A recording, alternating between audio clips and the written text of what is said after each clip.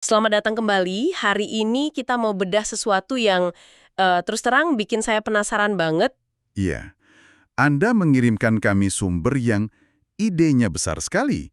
Ternyata, kitab suci Al-Quran itu bisa dibaca sebagai, semacam cetak biru filosofis untuk sains dan teknologi. Betul. Dan ini bukan soal mencari-cari ayat yang cocok dengan penemuan modern ya, tapi ini lebih dalam dari itu. Lebih ke kerangka berpikirnya ya. Tepat. Misi kita hari ini itu membongkar kerangka berpikir yang ditawarkan oleh sumber-sumber ini. Gimana sebuah teks kuno ternyata meletakkan fondasi filosofis yang memungkinkan lahirnya penyelidikan rasional, penyelidikan empiris terhadap alam semesta. Oke, mari kita langsung masuk. Konsep kuncinya seperti yang Anda garis bawahi di sumber adalah sunatullah. Secara sederhana, ini adalah gagasan bahwa alam semesta ini tidak acak, tidak kacau, ada aturan mainnya, gitu ya. Ada hukum alam yang tetap dan objektif. Tepat sekali. Itulah titik awalnya. Tanpa keyakinan akan keteraturan ini, sains itu mustahil ada. Nggak mungkin ya. Nggak mungkin. Al-Quran menyebut bahwa segala sesuatu diciptakan dengan ukuran atau presisi, yang dalam bahasa Arab disebut biqadar. Jadi ada pola, ada sistem. Oke. Dan yang paling fundamental adalah jaminan stabilitasnya. Di surah Fatir, ayat 43, itu disebutkan dengan sangat tegas. Bunyinya, Falan tajida li sunnatillahi tabdilan, walan tajida li sunnatillahi tahwilan. Artinya apa itu? terjemahannya, maka kamu sekali-kali tidak akan menemukan perubahan pada sunnah Allah, dan sekali-kali tidak pula akan menemui penyimpangan bagi sunnahnya itu. Wow, ini benar-benar mengubah permainan ya. Kalau kita bandingkan dengan, katakanlah, mitologi kuno, di mana dewa-dewi bisa mengubah aturan alam seenaknya. Betul-betul.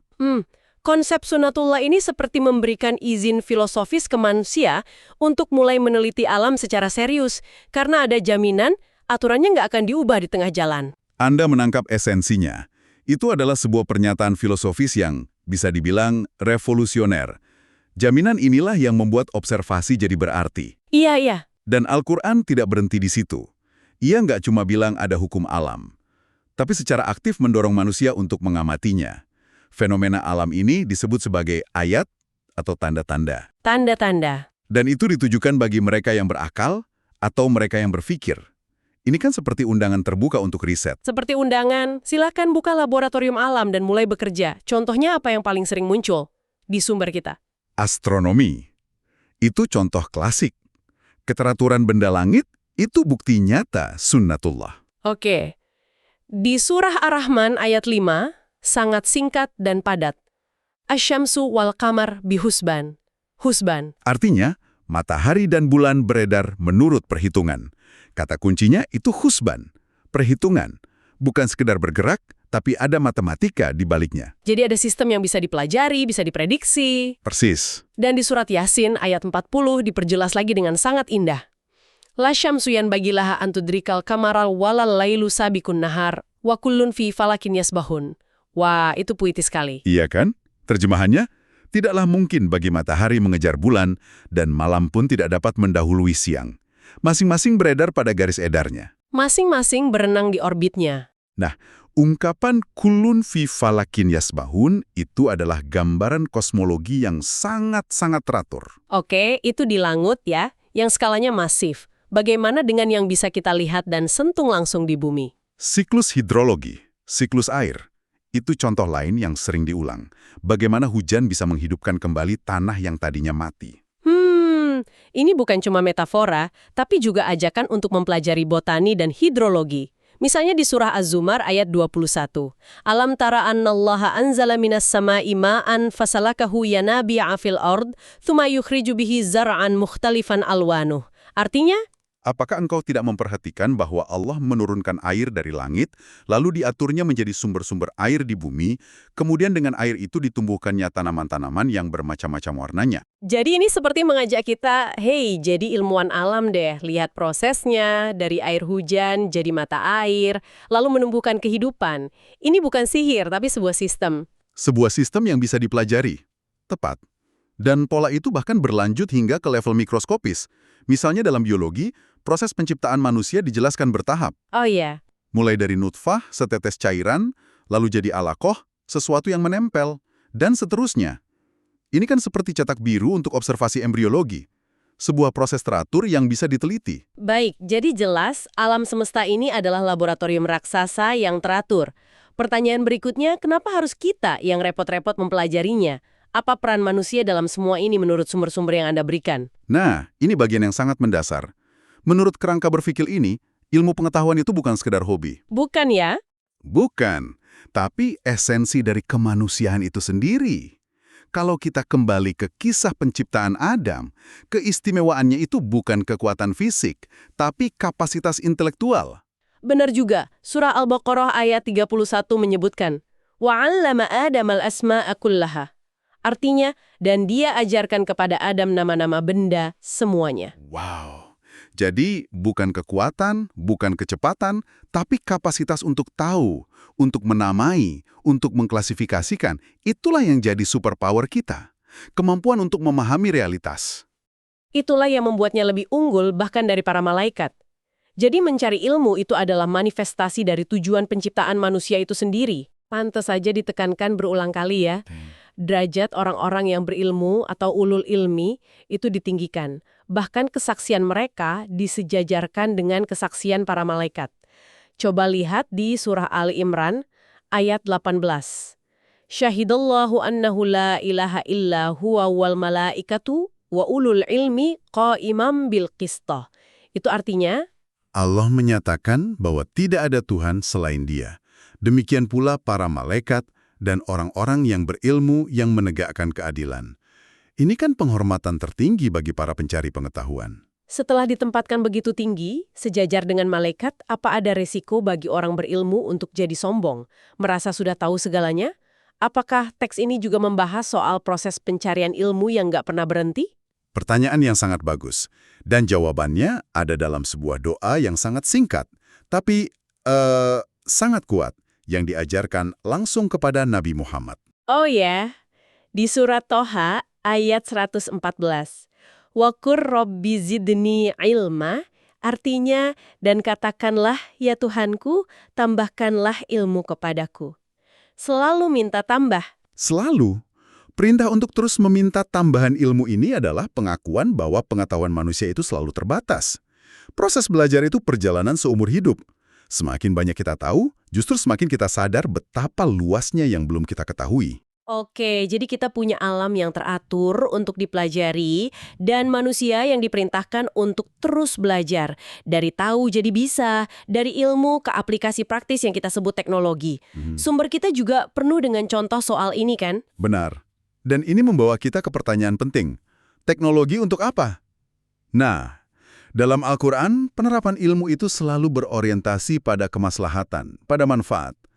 Contohnya bidang metalurgi, surah Al-Hadid, yang artinya besi, di ayat 25 menyatakan, wa anzalnal hadida fihi ba'sun syadidun wa manafi'u linnas. Artinya, dan kami turunkan besi yang padanya terdapat kekuatan hebat dan berbagai manfaat bagi manusia. tunggu, ayat itu menarik. Di satu sisi ada manfaat bagi manusia, manafi'u linnas, tapi di sisi lain ada kekuatan hebat, ba'sun syadid. Itu kan bisa berarti pedang, senjata, perang. Bagaimana kerangka berpikir ini menyeimbangkan antara manfaat dan potensi merusaknya? Anda menunjuk pada dualitas yang inheren dalam setiap teknologi. Al-Quran tidak naif soal ini. Ia mengakui potensi destruktif besi. Oke. Namun, contoh-contoh yang diberikan justru menyoroti penggunaannya untuk tujuan yang konstruktif dan defensif. Lihat kisah Nabi Daud. Daud, ya. Iya. Ia tidak diajarkan membuat pedang yang lebih tajam, tapi membuat baju zirah. Surah Saba, ayat 10-11. Wa alanna lahul hadida ani'mal sabighatin. Artinya, dan kami lunakkan besi untuknya, yaitu buatlah baju zirah yang besar-besar. Ini adalah transfer teknologi ilahi untuk perlindungan, untuk menjaga kehidupan. Luar biasa ya. Jadi dari sumber ini kita lihat ada transfer teknologi untuk pertahanan diri. Ini bikin saya berpikir, bagaimana dengan teknologi yang menghubungkan manusia? Bukan cuma melindungi. Seperti kemampuan dasar untuk bepergian jauh misalnya. Tentu, teknologi perkapalan adalah contoh yang sangat menonjol. Kisah Bahtera Nabi Nuh itu kan pada dasarnya proyek rekayasa sipil dan kelautan skala besar untuk menyelamatkan kehidupan. Betul, betul. Perintahnya sangat teknis di surah Hud ayat 37. Wasna il fulka bi'ayunina wa wahyina. Dan buatlah bahtera itu dengan pengawasan dan petunjuk wahyu kami. Sangat spesifik, sangat spesifik. Selain kisah itu, kapal secara umum disebut sebagai nikmat yang ditundukkan untuk manusia. Seperti di surah Ibrahim ayat 32. Wasahwarolakumul fulka litajriya fil bahri bi amri. Dan dia telah menundukkan bahtera bagimu agar dapat berlayar di lautan dengan kehendaknya. Kata menundukkan ini menyiratkan bahwa hukum alam seperti daya apung, angin, hidrodinamika memang sengaja dibuat agar bisa kita pelajari dan manfaatkan. Satu lagi yang menurut saya paling mencengangkan dari sumber kita adalah kisah dinding raksasa Zulkarnain. Ini bukan sekedar membangun tembok bata biasa. Sama sekali bukan. Deskripsinya sangat teknis dan modern. Ini tentang rekayasa material. Rekayasa material, iya. Dalam surah Al-Kahf ayat 96, Zulkarnain memerintahkan prosesnya secara bertahap. Pertama, Atuni zubaral hadid, berilah aku potongan-potongan besi. Oke. Kola anfuku hatta ida ja'alahu naron, tiuplah api itu. Hingga ketika besi itu sudah menjadi merah seperti api. Ketiga, dan ini puncaknya, Kola atuni ufrik alaihi kitron. Itu apa? Dia pun berkata, berilah aku tembaga yang mendidih agar kutuangkan ke atasnya. Tunggu. Jadi ini bukan cuma deskripsi puitis tentang tembok yang kuat. Teksnya benar-benar merinci proses metalurgi, mencampur besi dengan tembaga cair untuk membuat eloy, logam paduan. Betul. Itu tingkat detail teknis yang sama sekali tidak kita duga. Itu adalah deskripsi pembuatan logam paduan untuk menciptakan sebuah struktur super kuat yang tahan korosi dan tidak bisa ditembus. Wow. Ini menunjukkan bahwa penerapan ilmu untuk menciptakan teknologi canggih adalah bagian dari narasi. Oke, jadi kita sudah lihat fondasinya, sunatullah, manusianya, si pencari ilmu, dan aplikasinya, yaitu teknologi. Tapi ujung-ujungnya, untuk apa semua ini? Apa tujuan besarnya menurut kerangka berpikir ini? Nah, jika kita satukan semua kepingan puzzle ini, Al-Quran sangat jelas bahwa sains dan teknologi bukanlah tujuan itu sendiri. Mereka adalah alat, sarana. Sarana untuk apa? Tujuan pertama adalah untuk mengenal Sang Pencipta. Setiap penemuan ilmiah, setiap keteraturan yang terungkap, pada akhirnya adalah sebuah ayat yang seharusnya membuat kita kagum pada kecerdasan dan kebijaksanaan di baliknya. Jadi, momen aha saat menemukan sesuatu di laboratorium itu sendiri bisa menjadi sebuah pengalaman spiritual yang mendalam. Tepat sekali. Kemudian, tujuan kedua adalah untuk menjalankan amanah sebagai khalifah. Sebagai pengelola di bumi, benar. Pengetahuan dan teknologi adalah bekal utama untuk memakmurkan bumi, bukan mengeksploitasinya secara membabi buta. Ada etika yang melekat di sana. Peringatan di surah Al-A'raf ayat 56 sangat relevan. Wala tufsidu fil ardi ba'da islahiha. Artinya, Dan janganlah kamu berbuat kerusakan di bumi setelah diciptakan dengan baik. setelah diciptakan dengan baik, ada asumsi bahwa sistemnya sudah berjalan dengan harmonis. Jadi tugas kita bukan merusaknya. Ini relevan sekali dengan isu perubahan iklim dan krisis lingkungan sekarang. Sangat. Dan itu membawa kita langsung ke tujuan ketiga, menjaga keseimbangan atau mizan. Misan. Alam semesta diciptakan dalam harmoni yang presisi. Surah Ar-Rahman ayat 7-9 memberikan peringatan yang sangat indah. وَالسَّمَاءَ رَفَعَهَا وَوَضَعَ الْمِيزَانَ أَلَّا تَطْغَوْا فِي الْمِيزَانِ وَأَقِيمُوا الْوَزْنَ بِالْقِسْطِ وَلَا تُخْسِرُوا الْمِيزَانَ.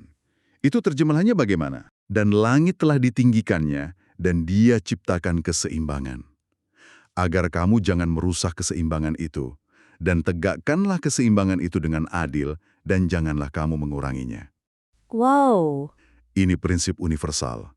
Teknologi yang tidak terkendali, yang mengabaikan dampak ekologis, pada dasarnya sedang merusak mizan itu. Jadi inilah kerangka berpikirnya jika saya coba rangkum untuk Anda. Dimulai dari sunatullah, jaminan bahwa ada realitas yang teratur dan bisa dipelajari. Ya. Lalu ilmu, sebagai kapasitas istimewa manusia untuk mempelajarinya. Kemudian teknologi, sebagai hasil penerapan ilmu itu untuk kemaslahatan. Dan semuanya itu dibingkai dalam tujuan yang lebih besar, menjalankan peran sebagai pengelola bumi yang bersyukur dan wajib menjaga keseimbangan. Ringkasan yang sempurna. Sebagai penutup, mari kita kembali ke satu kata kunci tadi, ayat. Oke. Al-Quran secara konsisten menyebut fenomena alam, pergerakan bintang, siklus hujan, keanekaragaman hayati sebagai ayat. Kata yang sama artinya dengan ayat dalam kitab suci. Sebuah metafora yang kuat, alam sebagai kitab. Bahkan mungkin lebih dari sekedar metafora. Ini memunculkan sebuah pertanyaan penutup untuk Anda renungkan. Silahkan. Jika alam semesta itu sendiri adalah sebuah kitab yang terbuka, penuh dengan tanda-tanda yang menunggu untuk dibaca, diteliti, dan ditafsirkan, bagaimana hal itu mengubah cara kita memandang proses penemuan ilmiah? Apakah sains kemudian menjadi sebuah tindakan ibadah, sebuah upaya sistematis untuk memahami pesan Sang Pencipta melalui buku ciptaannya yang terhampar luas?